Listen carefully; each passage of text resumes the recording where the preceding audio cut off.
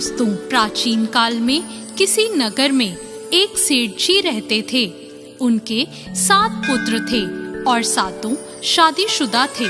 सातों पुत्रों की बहुओं में सबसे छोटी बहू सबसे ज्यादा विदुषी, सुशील और संस्कारी थी। एक दिन सबसे बड़ी बहू ने सभी देवरानियों से कहा कि आज घर को लीपने के लिए पीली मिट्टी लेकर आते हैं। सभी बहुएं डलिया और खुरपी लेकर मिट्टी लेने चली गई। जब बहुएं मिट्टी खोदने लगी तब वहाँ एक सांप निकला। बड़ी बहू उस सर्प को खुरपी से मारने लगी तो छोटी बहू बोली, मत मारो इसे, ये बेचारा तो निरपराध है। यह सुनकर बड़ी बहू ने सर्प को नहीं मारा।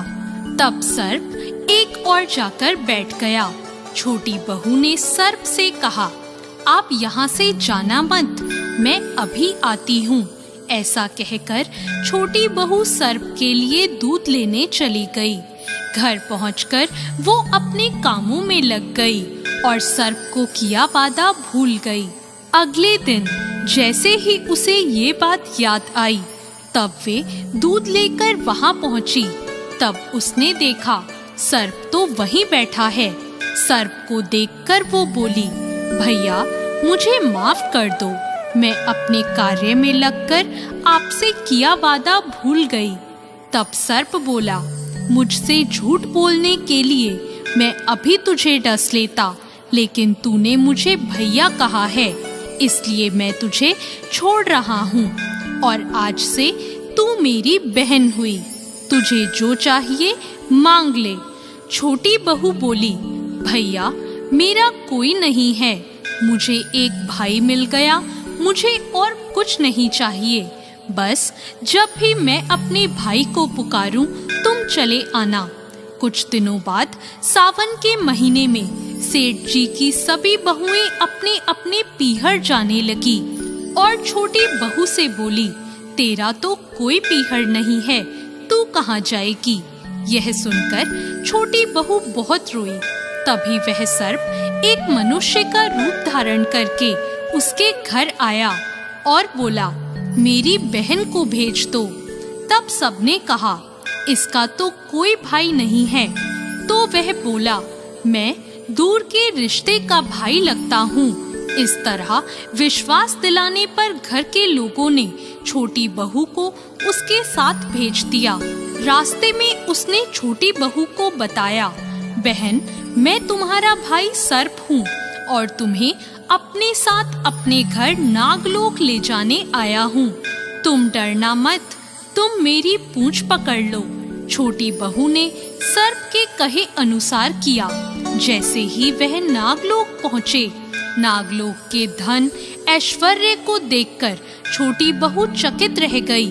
सर्प उसे अपनी माता के पास ले गया और बोला, माता ये मेरी बहन है, इसने मेरी जान बचाई थी और यह कुछ दिन हमारे साथ रहने आई है। सर्प की माता ने छोटी बहू को गले से लगा लिया। अब वह वहाँ खुशी खुशी रहने लगी। वहाँ शेषनाग के बहुत छोटे छोटे बच्चे जन्मे हुए थे। वह रोज देखती कि माँ सभी को रोज दूध ठंडा करके घंटी बजाती।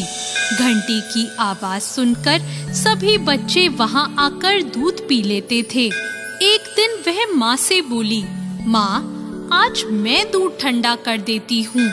अभी दूध ठंडा भी नहीं हुआ था कि उसने जल्दबाजी में घंटी बजा दी। घंटी की आवाज सुनकर छोटे छोटे सांप दौड़ पड़े। दूध पीते ही कईयों के फन जल गए। सभी सर्प बोले, हम इसे डसेंगे, परंतु माँ के समझाने पर बच्चे मान गए। तब उसके भाई सर्प ने और उसकी माँ ने छोटी बहू को हीरे मोती और जवाहरात देकर उसे विदा किया। इतनी सारी धन दौलत देखकर बड़ी बहू बोली, भाई ने इतनी सारी दौलत दी है तो इसे झाड़ने के लिए एक सोने की झाड़ू भी दे देता। यह सुनकर सर्प ने सोने की झाड़ू भी लाकर दे दी और उसकी माँ की तरफ से हीरे मोती और मणियों का एक अद्भुत हार भी दिया। उस हार की प्रशंसा सारे नगर में होने लगी। जब यह प्रशंसा नगर की रानी ने सुनी तो उस हार को पहनने की इच्छा उसने राजा को बताई। राजा ने तुरंत अपने सैनिकों को वह हार लेने भेज दिया। राजा के डर से सेठ जी ने छोटी बहू का हार सैनिकों को दे दिया। इस बात से छोटी बहू बहुत दुखी हुई और अपने भाई सर्प को याद करके उसे सारी बात बताई। सर्प बोला, बहन तुम दुखी मत हो, राजा खुद तुम्हें वह हार लौटाने आएंगे। रानी ने जैसे ही वह हार पहना, वह हार सर्प बन गया और रानी ने डरकर वह हार फेंक दिया। यह देखकर राजा ने छोटी बहू को उपस्थित होने का आदेश दिया। सेठ जी स्वयं छोटी बहू को लेकर गए।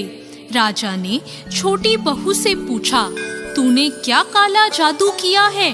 छोटी बहू बोली, राजन मुझे क्षमा कीजिए, यह हार ऐसा ही है। ये हार मुझे मेरे भाई ने दिया है। इतनी देर में वह नाग वहां प्रकट हो गया।